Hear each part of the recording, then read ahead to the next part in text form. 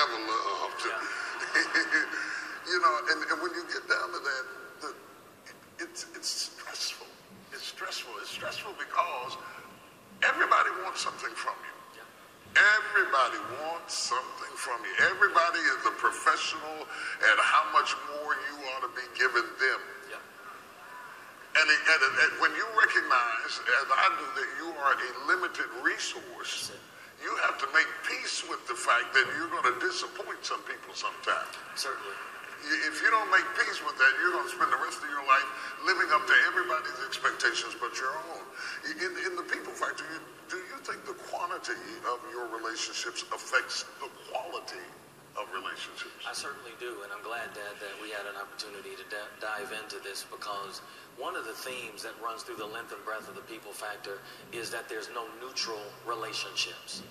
That every relationship you have with anybody at any level impacts you and affects you. The right relationships will lift you to the heights of great success, sometimes success that will blow your mind and be beyond anything you've ever hoped and dreamed and expected, while the wrong relationships will keep you tethered to mediocrity for the rest of your days. And in many ways, what people have got to understand are that people are like elevators. The relationships they engage in are like elevators. The right people will take you up, while the wrong people will take you down.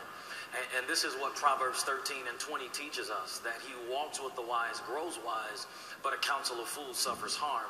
And it puts then all the relationships in our lives in one or two categories. Either you're going to sharpen me and make me better, or you're going to be foolish and detrimentally affect my life. And the notion of quantity versus quality is significant, because we live in a day that tells us that you are special, you are significant if you've got a lot of followers and a lot of friends. When you start talking about social media and the impact that it has on our understanding of relationships. But when you really just strip all of that fluff away and get down to meaningful, life-changing relationships, less is more. You can't be friends with everybody. And one of the reasons that less is more is because there's a thin line between a parasite and a friend. Oh my God, that's a quotable right there. There's a thin line between a parasite and a friend. Give me that line of delineation. Well, the thing about it is a friend or a healthy individual in a relationship makes deposits. The way that God ordained relationships were that two individuals would give to the other so that none of them would be depleted. As I continue to pour into my wife and she continues to pour into me, then I never run empty and she never runs empty. But if you have multiple relationships with a number of different people, because you are a limited resource, you can't make deposits and add value to all of those different people. The only thing you can end up doing is taking from them, taking from them, taking from them. That's what a parasite does. A parasite leeches on you, adds no tangible value to your life, and slowly siphons and sucks the life out of you. When you've got multiple relationships, you're trying to be friends with thousands of people, you end up really being more a parasite than a friend. Do you think that sometimes people need everybody to love them because they don't love themselves? Very much so. You cannot go into any relationship trying to understand worth and value. You have to know who you are and gain worth and value first before you enter into any kind of relationship. And because if I don't know who I am, then number one, I can't add value to the relationship. And then my definition of who I am is based upon how you perceive me. And what if you perceive me in a way that's not congruent with who God says that I am and who I know that I am? All right. When you find yourself in these situations, you talk about these toxic, I use the term toxic relationships that either diminish you or add value to you. Some people have a knack for hooking up with the wrong people. They have a degree in getting in the most toxic relationships habitually. And I think sometimes it seems like a generational curse. Yeah. It runs through the family. My mama did it, my grandmama did it, my auntie did it.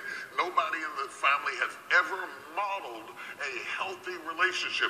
How do you break the trend, stop the pattern, end the curse, and begin to identify positive relationships and go up the elevator instead of down? Well, there are two significant things that has to be done. First of all, you got to divorce yourself from this notion of loving people that are quote unquote your type. What you got to do is to somebody ought to shout off for that. You got to really pursue people of purpose and not people of your type. Meaning that your type may be tall, dark, and handsome, but the person that God puts in your life of purpose may be short, fat, and bald-headed. And so what you got to understand is that sometimes our type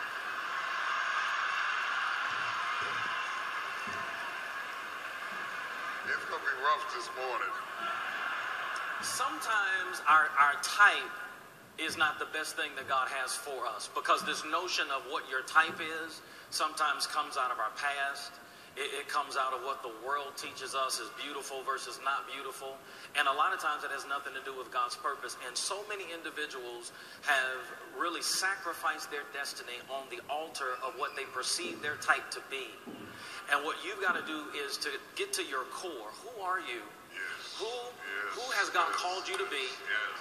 What are the values? What are the goals? What are the things that define my life? And then you've got to be selective. You can't be friends with everybody. You know, Bishop, I call you Dad. We went to lunch yesterday. And we went to a great restaurant. And we sat at the table and we ordered. Now, they had an extensive menu. They had a number of items on the menu. But you and I did something that really embodies what I call the law of selection. We began to ask the waiter, what are some of the specials today? Then we looked on the menu, and because both of us are trying to get in shape and lose weight and eat a certain way, we began to ask the waiter to give us recommendations based upon the things that are important to us. Mm-hmm. That's really what the law of selection helps people to understand. You've got to evaluate people based upon that criteria. You may look good. You may even have something that maybe is attractive. Maybe you know some people in the field where I'm trying to move and excel. But are you good for me? 5 years down the road, is my life going to be better because of my interaction with you? Yeah, are you fattening people? You know, I think in order to make the right selection, it begins with knowing who you are. And most people get into relationships so that the other person can tell you who you are. But you have to know who you are when you get into the relationship, and you have to have the courage to know what you want. Most of the time, unfortunately, when you ask people what they want, it is always externals, like what you talked about, because their well doesn't seem to run deep enough to make the selection based on things that really matter. Yeah. You know, it may not be physicalities, it may be money. You know, he got to have a job. You know, well, suppose he loses his job. Exactly. He's got to have a car. Well, suppose he wrecks the car. Yeah. I mean, have we really dug down to the core of what really works for us or what really connects for us? And when we do, I think some people are sitting here saying, not only as it relates to personal relationships, say in a business relationship, how do you get in a circle with people that take you up when you spend all of your life in an environment with people that take you down? That's good. That's good. That's good. Dad, one of the things that you have to do, number one, is you have to understand that your definition of who you are has nothing to do with people and what they say, but then you have to make sure that you align who you are with where you're trying to go. For many people, there is a disconnect between who they perceive themselves to be and the things that they really dedicate their lives to. So for an example, when my wife and I were dating, I was very clear that I'm a family individual. And so one of the things that I had to assess in dating my wife and other individuals that I dated before her was whether or not that was at the core of who they really are. And one of the things that, you know, struck me was that I recognized that in her, which connected with what was in me. But then also the notion of submitting and serving is really, really important, because you can't even get an introduction to the people that will take you up if, number one, you don't know how to identify them, which is what we've been discussing. Right. The identification piece is the core stuff. Right. Beyond the external, who are you at your core? Is there a marriage at our core of who we are, what we believe in, the things that we desire?